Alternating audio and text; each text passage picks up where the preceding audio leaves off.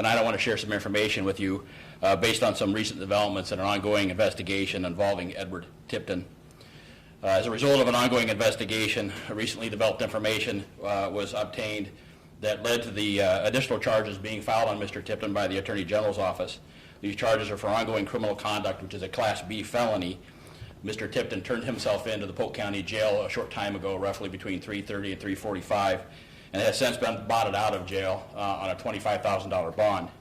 You will recall that back in September, Mr. Tipton was found guilty of tampering with lottery equipment and was subsequently convicted to 10 years in prison. After that conviction, information was developed that alleged that associates of Mr. Tipton have collected a jackpot in Colorado. This information was confirmed through investigation, which also revealed information that an associate of Mr. Tipton's also collected a jackpot in Wisconsin. This investigation, conducted by agents of the Iowa DCI in cooperation with lottery security officials, revealed that within the last several years, acquaintances and a family member of Eddie Tipton have purchased and collected winnings through manual play lottery tickets. In manual play games, the purchaser picks the numbers they wish to play. The winning numbers are then drawn through a mechanism by a random number generator, which is similar to the case that we had previously by the Hot Lotto investigation. These RNG computers were built at Muscle, Multi-State Lottery, by Muscle staff, which included Mr. Tipton, who was a former employee. These winning manual play tickets were purchased in Colorado and Wisconsin. Specifically, the Colorado ticket was purchased in November, or excuse me, the winnings for the Colorado lottery were drawn on November 23rd, 2005, and it was a $4.8 million jackpot. $568,990 were paid out, and this money was claimed by a friend of Eddie Tipton's brother, Tommy, at Tommy's request.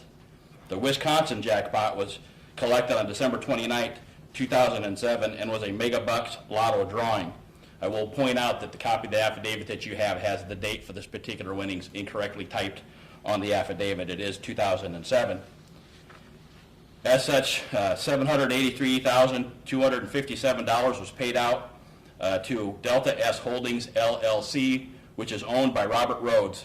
Mr. Rhodes is Eddie Tipton's friend and is currently facing charges in Iowa in relation to the 2010 Hot Lotto investigation. This investigation demonstrates the Department of Public Safety, the lottery, and the Attorney General's commitment to ensuring the lottery's game is of the utmost integrity. This is a very active, ongoing investigation, and our office, along with other investigators, will continue to follow whatever leads as they emerge in this investigation. That being said, as part of this ongoing investigation, we are seeking the public's help. As stated, this is now a nationwide investigation that seeks to identify instances where individuals may have taken advantage of personal relationships to perpetrate fraud against the lottery game. We are asking anyone who is aware of an individual or individuals claiming a lottery prize on behalf of another person to please let us know by taking the survey, and there's information with respect to that survey that's provided in the press release. At this time, I would like to turn the podium over to Lottery CEO Terry Rich. Terry. Thank you very much. Thank you very much, Director Saunders. Well, in addition to serving as CEO of the Iowa Lottery, it's been my privilege for the past year to lead the North American Lottery Association, which is also known as NASPL. I'm in a unique position of having been involved in this investigation from the very beginning, and also have a wider industry perspective. So as NASPL President, I'm pledging today that nationwide lotteries will continue to work together to assist in this investigation. And the detailed information, of course, maintained by lotteries helped lead to this charge being filed today. Of course, we're thankful for all the work done in this long-running case by the Iowa Department of Criminal Investigation, to the Attorney General's office, and to authorities across the country. When this story began 5 years ago, we asked investigators to follow the evidence wherever it led. They fulfilled that request admirably, and we continue to offer our full support and assistance. Now, some people have questioned why we stuck with this case so long. Well, the answer is simple. That's our job.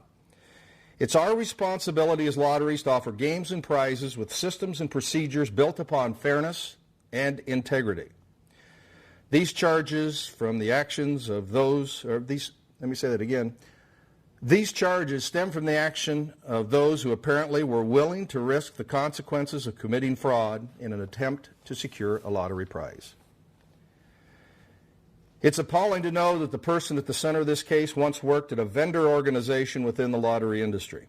This is a breach of trust against lotteries, our players, our games, and the billions of dollars at stake for the worthy causes that lotteries benefit.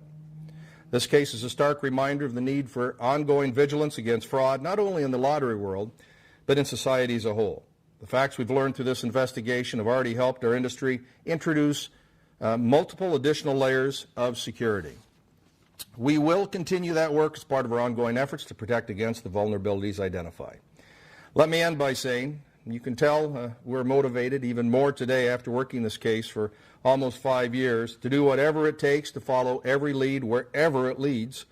And we are committed to ensuring that lottery games are fair and offer everyone an equal chance to win.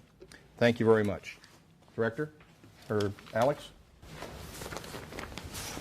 We will now open up for questions. I'm going to unmute the phone line also. We ask that those that are on the phone line go ahead and keep your lines muted until you have a question.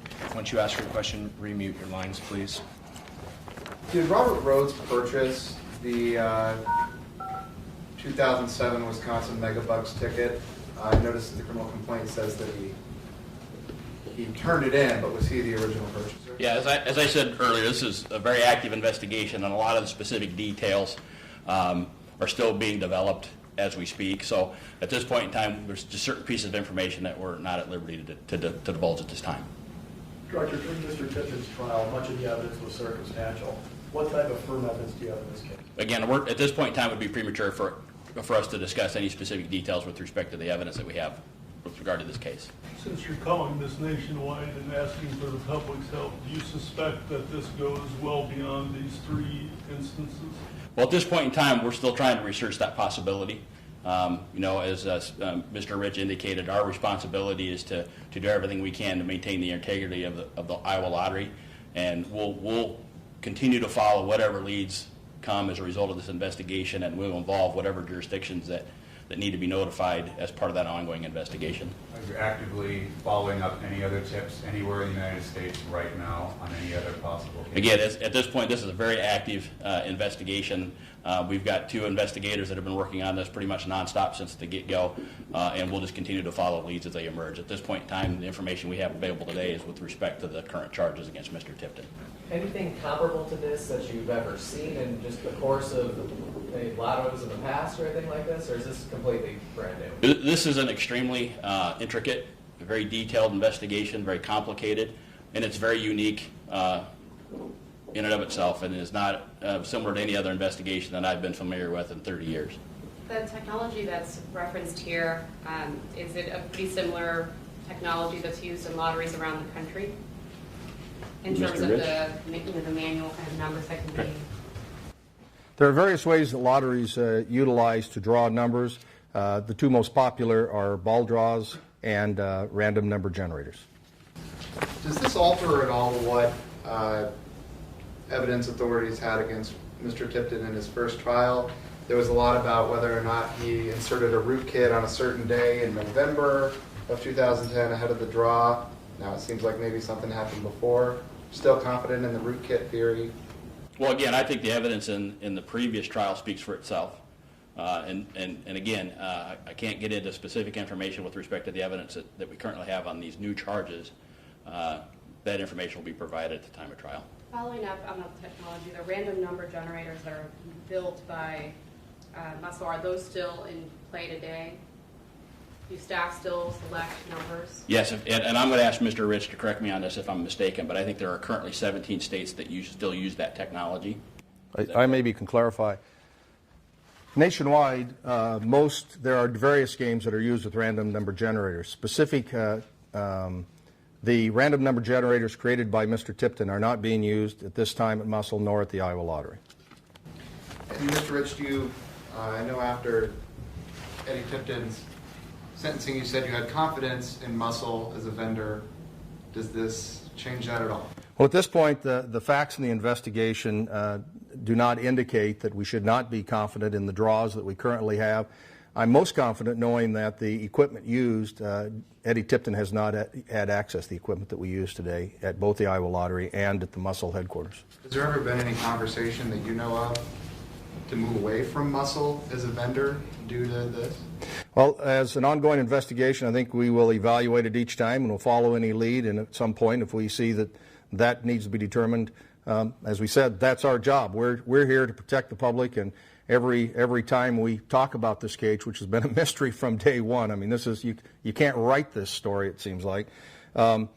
I think about what would a lottery player want, and the lottery player would ask and demand that we as public officials do everything we can and follow every lead. So we're going to make sure that that continues nationwide to ensure the integrity and fairness of these games. What you know about Muscle, is there anything in place to vet individual winners that would turn up something like a brother working for a Muscle security employee? I can't speak on behalf of Muscle, but I can speak on behalf of the North American Lottery Association.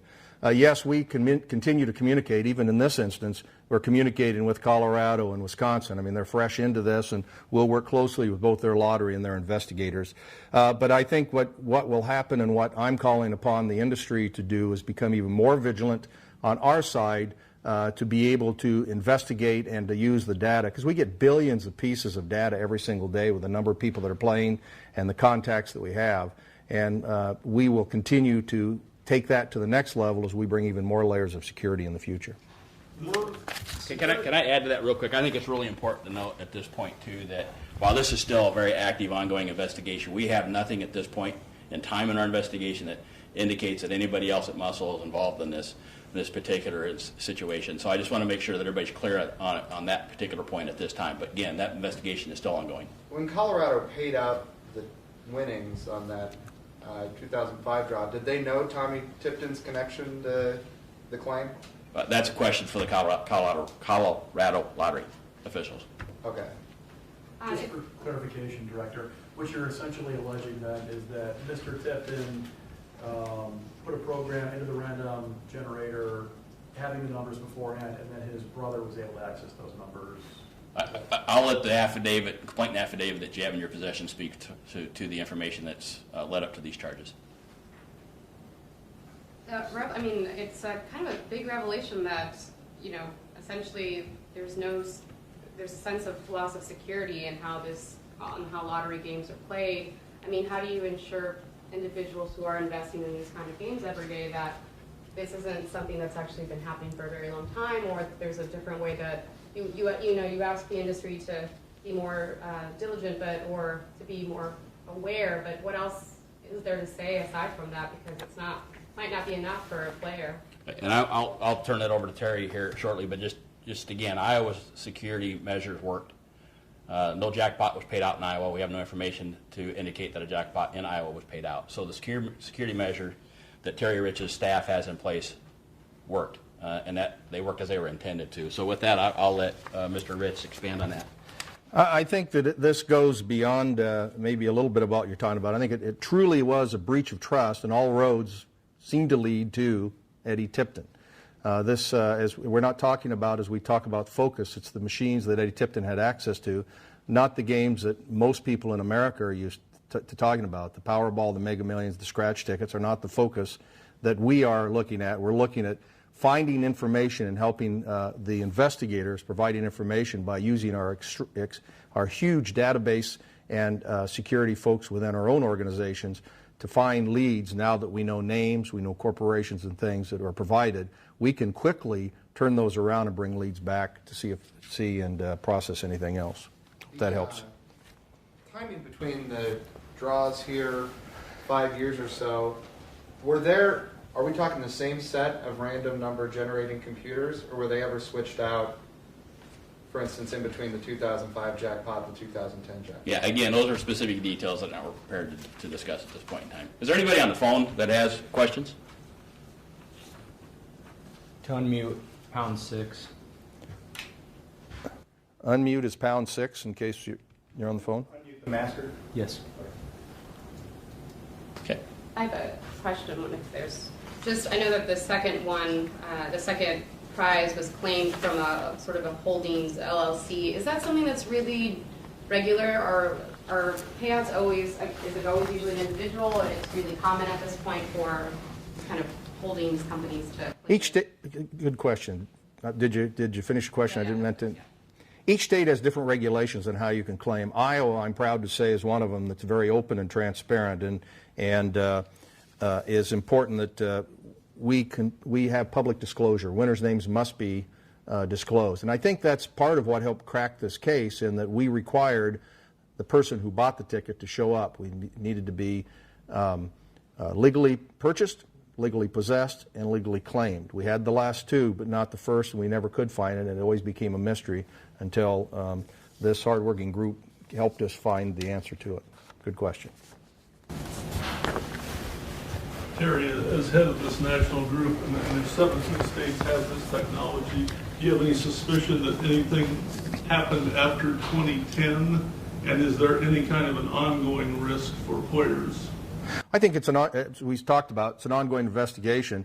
We're going to follow every lead, and when you think about how we got to this point, when we released the video and the information that has come out, the public has been a huge help in this, and that's why, again, I think it's good that state lotteries are very, in the transparency, you know where we're at, you know where our office is, to be able to say to the public, if you know of any other irregularities, let us know. And it seems that all of the regularities were at this point, to me anyway, personally, seems to be leading back to the individual that came in today. But do you think anything happened after 2010, and is there an ongoing risk in the 17 states that use these?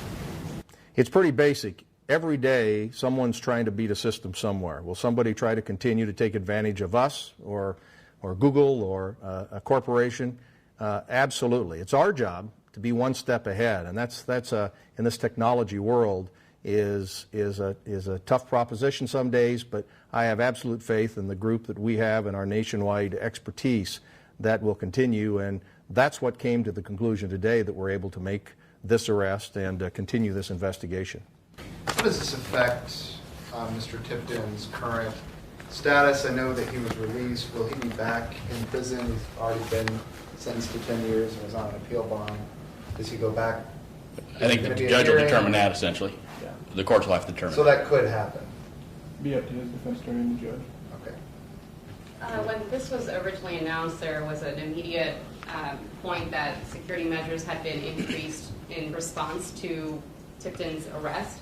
And so I'm just curious, with these additional developments, whether there's any just extra security measures, just in general terms, for the audience to understand. Day one, as soon as you have any suspect, you have a vulnerability, we began making changes, and we continue today, we'll continue in the future. I feel very assured that, and I think the public should be too, that there have been additional securities. And what's the most logical? Most accounting folks will talk about separation of duties, more layers of security. We talk about that, and it's pretty simple to understand that if one person has all the keys to the kingdom, that person may be able to do something. He did not have all keys to the kingdom in the Iowa lottery, had the second one, which he couldn't buy a ticket. That's how we started this whole discussion and investigation. So we've added additional keys. I believe Muscle could also address the other possibility. But, of course, we don't want to say everything we've done to increase the security, because then people would know what we did to try to beat that security. Because every day someone believes they might be able to do fraud, and it's our job, as the investigators and officers do every day, you find ways to prevent that. Does that level of security just range with the different states because there's different policies and laws in place for how they do their work? So the question is, are there different varying, you know what, in fact, from this, I'm headed down to the National Association of State and Provincial Lotteries conference, and one of the big discussions is security.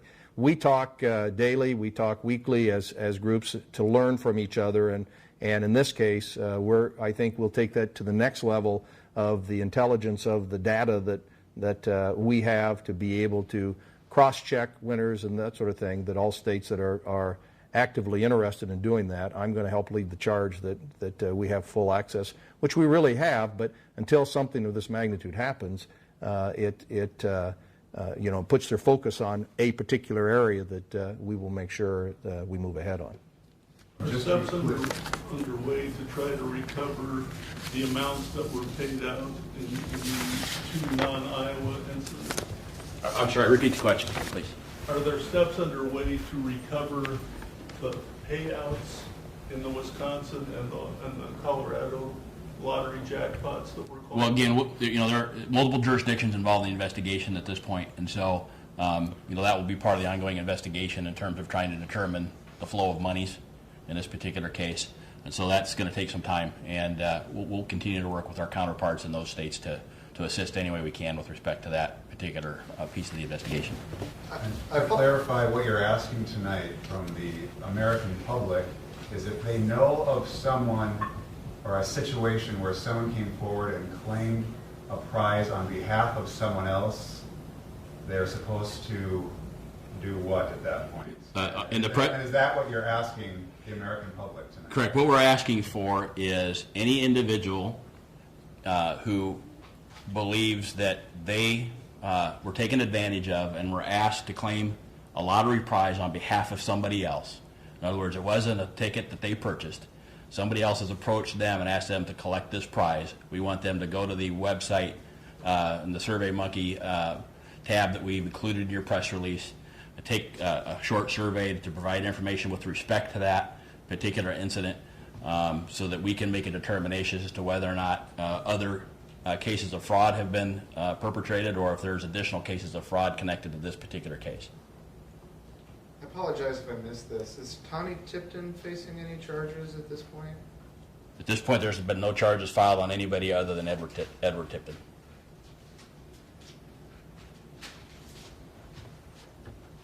All right, thank you.